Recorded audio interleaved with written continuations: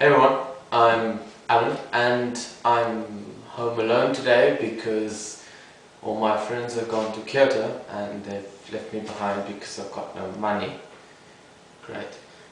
So I'm bored and I've got nothing to do here, so instead of going outside because I'm lazy today and my bicycle is just not seeming like a good option, I've decided I'm going to bake bread today. And I think everyone should know how to bake bread because it's a really useful skill.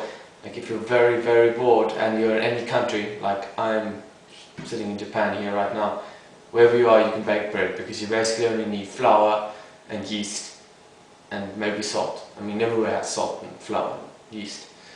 So I'm going to try my best to give you a 10-minute lesson on baking excellent bread because I've got quite good at it because I do it quite a lot. So I'm going to try and just teach you the basics of making a great French bread.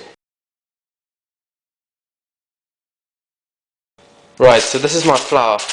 Basically, I don't even know what flour this is. I bought this from a little farmer's union, so this could be any kind of flour, organically grown flour probably. So the Japanese have about 20 different billion types of flour, like high kyorikiko, high gluten flour, low gluten flour, all sorts of different ones. But basically you can use any one if you're not picky. I mean, I'm quite sure the Japanese are just making up all that rubbish about high gluten and stuff.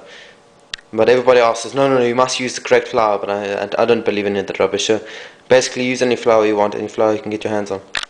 Okay, now this is the funky Japanese yeast I got. And I don't know, in Japan it comes in these large packets that contain quite a few grams, but back in South Africa we got them in individual packets that only contained a couple teaspoons full. So basically wherever you buy it, I think it's the same stuff, Saccharomyces cerevisiae. Yep, that's the same. If it looks brown and powdery, then it's probably the right stuff. You can buy this anywhere. Just baker's yeast. They're not brewer's yeast. Baker's yeast. It's the same stuff. Okay, right. Because I don't like to dirty a bowl when I mix my flour, because I'm really lazy, I just put all the flour on the countertop and just make it kind of flat and say, well, that looks about the right amount for what I'm baking today. It doesn't really matter how much you put there, because you don't really have to measure anything, just when you pour the water on until it becomes a dough. So basically, if it's too much or too little, I mean, try.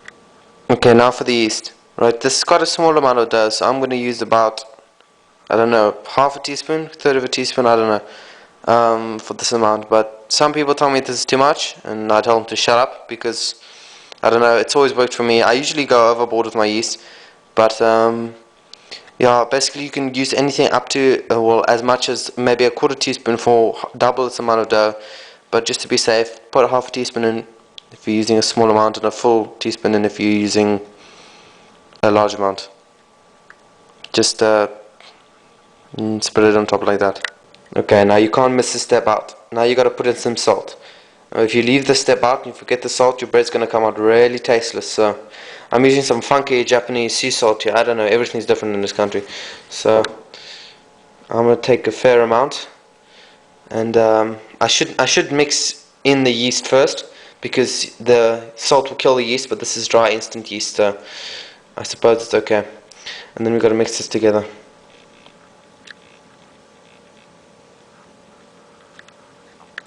Okay, now what I usually do is I take some water and I boil it and then I let it cool until it's about lukewarm or 30 degrees, because that helps the yeast to grow quicker because it's about body temperature.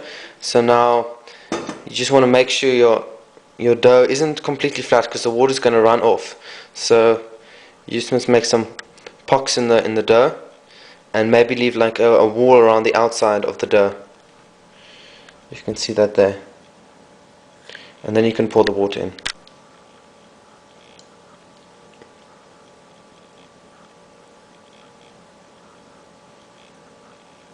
Okay, and the way you want to mix it, you want to take your hand like this, and you want to just mix it around like that, so that the water doesn't flow out of the little crater you've made. And you want to repeat this until you get something that looks like a dough. Okay, at some point you're going to get a dough that starts looking like this. It's still pretty wet inside, so what you want to start doing is add a bit more water and start bringing this in. and folding it into the dough, this little wall on the outside, because the water isn't going to go anywhere once you pour it into this. Okay, now you have this pretty wet, messy, not so nice dough. You're going to have to start kneading it now. First you're going to need it to mix it, because it's pretty not so even at the moment, and then you're going to need it to develop the gluten, so they're going to be two parts. So first you just want to take it together, take this part of your hand, push it like that and squeeze it together, make sure everything's mixed, and add some more water if it gets a bit too dry as well. Okay, so now I've mixed the thing. It's still pretty sticky, pretty nasty. It's not very easy to knead. It's gonna get on your hands. So what you can do for this period is, what I like to do is leave it for about just half an hour, or just maybe even 15 minutes, and then the yeast will start eating away the starch and develop the proteins, which will make it much easier to knead. So I'm just going to leave it for a little while, and then we're going to knead it some more. Okay, because I'm actually, as well as being lazy, I'm impatient. I've only let this thing sit for 5 minutes, or 5-10 minutes, while I clean up the rest of the area. I'll talk a little bit more about that later. But you can see the dough is actually firmed up a bit. It's not as sticky anymore. I can do this and it's not coming off in my hands. And we're going to start kneading it now to develop the protein and to make it into a nice, beautiful, firm dough. First, you want to put a little bit of flour down on your work surface, of course.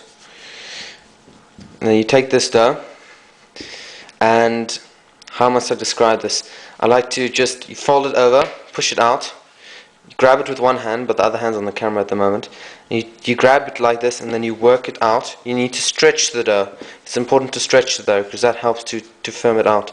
So I'm going to knead it like that a bit, and then I'll show you another kneading technique. You just fold it together, and you stretch the dough out. Once you've worked with the dough a little bit, and you find that it becomes a little bit more stretchy, a little bit soft, a little bit easier to work with, a little bit more pliable, you can start doing this. You take the dough, grip your fingers in like that to stretch out the dough. Okay, now when to stop kneading? Well, this is a bit of a difficult question, but I can safely say the point is when the dough starts feeling really soft, beautiful, easy to work with, smooth.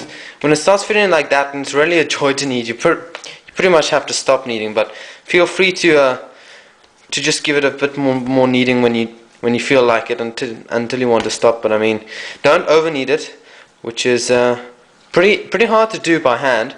But it is possible. But when it starts feeling completely smooth and soft and not sticky at all, then it's time to stop kneading. You can see the dough really is not sticky, it's firm, it's soft, it's pliable, it's stretchy. So this is probably the right time to stop kneading. You get to see a beautiful switch of camera angle for this. This requires two hands. You got to take both of the sides of the dough, and you want to curl them underneath. You can see that's a beautiful texture there. You want to curl them underneath, then take it and try and squeeze the ends together until you close up the ball. And you got to keep doing this until you feel you've got a nice round ball of dough. I don't think this step is very essential, but you want to make sure that it's pretty much closed. Once you've made your ball, you just put it in a nice big bowl like this. It's going to ferment for about an hour, maybe just over an hour and 30 minutes maybe, or as long as you really feel like you need it to. But yeah, you can see the dough. If your dough isn't looking smooth and not lumpy, and if it's still sticky, then it's probably you need to knead it some more. This is probably the stage you want to get to when you start fermenting it.